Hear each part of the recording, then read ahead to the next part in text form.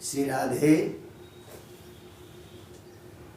द्वितीय स्कंद का पंचम अध्याय जो सृष्टि का स्वरूप, प्रकृति की 24 प्रकार की सृष्टियां और 25वां तत्व चेतन, इसका संक्षेप में कल हम लोगों ने चर्चा की थी। इसका एक आध्यात्मिक पक्ष भी है। वैष्णव सिद्धांत में, यानी सांख्य दर्शन जिसे प्रकृति कहता है, उसी को वैष्णव दर्शन भगवान की माया, यानी प्रकृति को ही माया का रूप दिया है। तो माया जो प्रकृति में जब विचलन हो जाता है तो महत्त्व प्रकट होता है। ये महत्त्व क्या है? देखिए, हमारे अंतःकरण को, अंतःकरण में जो बुद्धि तत्व है, सत असद विवेकिनी बुद्धि, सही और गलत का विवेक करने वाली जो बुद्धि है, उसे क्या कहेंगे हम?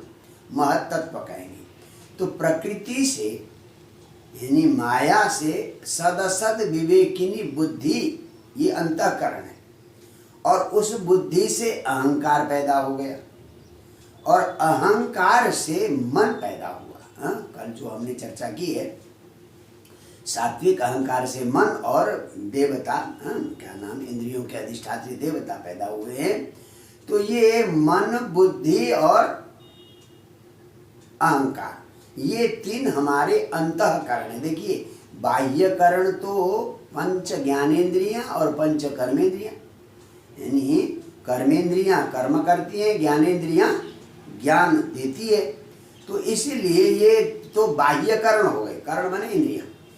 परंतु हमारे अंतःकरण भी है। अंतःकरण में कौन है? अंत माने अंदर की इंद्रियां जो हमें दिखाई नहीं देती। बाह्य इंद्रियां तो दिखाई देती, आँख, नाक, मुख, हाथ, पैर आदि तो दिखाई देते हैं, परंतु अंतःकरण दिखाई नहीं देता।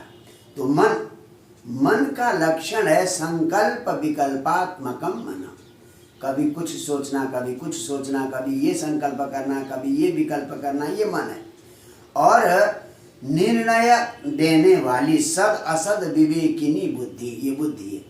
और अहम, मैं हूँ, चाहे वो मैं शरीर के लिए कहें, चाहे इंद्रिय के लिए मैं कहें, चाहे मन के लिए कहें, चाहे जिसके लिए भी कहें, तो अहम यानी मैं का जो आभास है वो अहंकार है। तो ये अंतःकरण है। अब आइए, भगवान के अवतारों में प्रायः श्री राम का अवतार और भगवान श्री कृष्ण का अवतार पूर्णावतार कहा जाता है।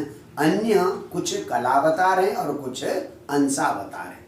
तो पूर्णावतार के रूप में भगवान श्री कृष्ण और भगवान श्री राम को माना गया है।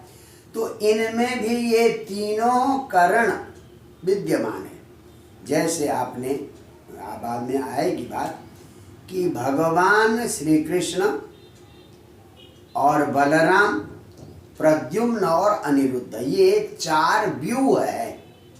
ये भगवान श्री कृष्ण के 4 व्यूह कहते हैं। जैसे आपने महाभारत में देखा होगा कि द्रोणाचार्य ने व्यूह रचना की थी, चक्र व्यूह की रचना की थी, ताकि उन व्यूहों से अंदर कोई जा न सके। तो ये व्यूह है भगवान के। ये 4 व्यूह है। कौन कौन से हैं? सबसे पहला देखिए, मन बड़ा चंचल होता है। तो मन को रोकना बड़ा मुश्किल है। इसलिए अनिरुद्ध तत्व जो है भगवान श्री कृष्ण के 4 व्यूहों में कौन कौन से हैं? वासुदेव, संकर्षण, प्रद्युम्न और अनिरुद्ध। तो अनिरुद्ध का अर्थ रोद्धुम अशक्य अनिरुद्ध, जिसको रोकना बड़ा मुश्किल है। तो हम किसको रोकना बड़ा मुश्किल है? मन को रोकना बड़ा मुश्किल है। तो मन जो है अनिरुद्ध है, यानी मन को रोकना बड़ा कठिन है।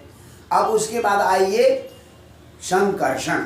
आपने कथा में देखा होगा, बलराम जी को बहुत जल्दी गुस्सा आ जाता है।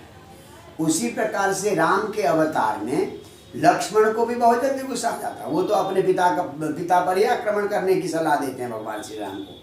तो इसलिए क्रोध का स्वरूप जो है वो क्या है? अहंकार है। तो ये संकर्षण का अवतार माना जाता है। किसको? लक्ष्मण, और इधर बलराम। पहले छोटे भाई के रूप में पैदा हो गए थे राम अवतार में, और कृष्ण अवतार में बड़े भाई के रूप में पैदा हो गए बलराम। तो ये संकर्षण यानी ये अहंकार का प्रतीक है। हमारे अंदर जो अहंकार तत्व, एक मन तत्व, एक अहंकार तत्व। अब आइए दूसरा है प्रद्युम्न। तो प्रद्युम्न क्या है? वो बुद्धि तत्व है। तो यहाँ पर भगवान श्री राम के पास जो भरत जी हैं वो बुद्धि तत्व है। बुद्धि तत्व, बड़े बुद्धिमान है, क्या करना चाहिए क्या नहीं करना चाहिए, बड़ा बुद्धि। उसी प्रकार से कृष्ण अवतार में प्रद्युम्न बड़े बुद्धिमान है। प्रद्युम्न को वैसे कामदेव का अवतार माना जाता है, परंतु वो बड़े बुद्धिमान है। तो अनिरुद्ध, प्रद्युम्न और संकर्षण। अनिरुद्ध हो गए कौन? मन, और प्रद्युम्न हो गए बुद्धि तत्व, विवेक तत्व, और संकर्षण अहंकार तत्व। ये तीनों अंतःकरण के प्रतीक है। उधर राम में देख लीजिए आप, बुद्धि तत्व हो गए भरत, अहंकार तत्व हो गए लक्ष्मण, और जो अनिरुद्ध है वो क्या नाम है, वो 4 भाई थे ना, राम, भरत, शत्रुघ्न। तो शत्रुघ्न जो है वो शत्रुओं को मारने वाले हैं, तो वो अनिरुद्ध है, मतलब वो मन तत्व है। तो राम के अवतार में भी चारों हैं। अब आइए राम और कृष्ण क्या है? तो राम और कृष्ण ये चित स्वरूप है, चैतन्य स्वरूप है। यानी चित शक्ति जिसको कहते हैं, चैतन्य, जिसके प्रवेश करने से ये सक्रिय हो जाते हैं। मन, बुद्धि, अहंकार, इनमें सक्रियता लाने वाला तत्व क्या है? चित शक्ति है। उसी चित शक्ति को वासुदेव कहा गया है, उसी चित शक्ति को राम कहा गया। तो ये जो है चित तत्व है, जिस चित माने चैतन्य, जो अनित्य आनंदमय है जो, तो उसको चित तत्व कहा गया है। तो पूर्णावतार में चारों व्यू है, मन तत्व भी है, बुद्धि तत्व भी है, अहंकार तत्व भी है, और चित तत्व जो है, चेतन तत्व है। तो वो जैसे आत्मा मनुष्य है, मनुष्य के अंदर वो चेतना, ये सारी तो ये तीनों तो क्या है? अंतःकरण है। कौन कौन से? मन, बुद्धि, अहंकार, ये तो अंतःकरण है। और जो चित्त है वो है चित्त तत्व, जो भगवान का प्रकाश है, ज्ञान का प्रकाश है, आनंद का प्रकाश है। तो इस प्रकार से राम और कृष्ण चित्त तत्व है। तो ये दार्शनिक ये विश्लेषण है। तो भगवान के 4 व्यूह, तो जो चारों व्यूहों के साथ प्रकट होता है उन्हें हम पूर्णावतार की संज्ञा देते हैं। तो इसलिए भागवत में कहा है कृष्णस्तु भगवान स्वयं। तो भगवान कृष्ण और राम अवतार नहीं है, ये अवतारी है, अवतार लेने वाले। अवतार तो अवतार है, वो अवतारी माने जो अवतार लेने वाला है। तो ये राम और कृष्ण अवतारी है। तो ये मन, बुद्धि, चित्त, अहंकार, इनका, इन चारों का ये विश्लेषण है। तो ये दार्शनिक पक्ष जो पंचम स्कंध में आपने पढ़ा था उसको आज हमने बताया। और जो बाकी जो पंच तन्मात्राएं हैं, 10 इंद्रियां हैं, और इंद्रिय के अपने अपने अधिष्ठात्री देवता हैं, वो तो है ही, उनका आपको समझ में आ ही गया है।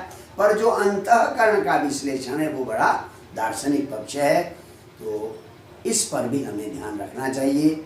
जय जय श्री राधे।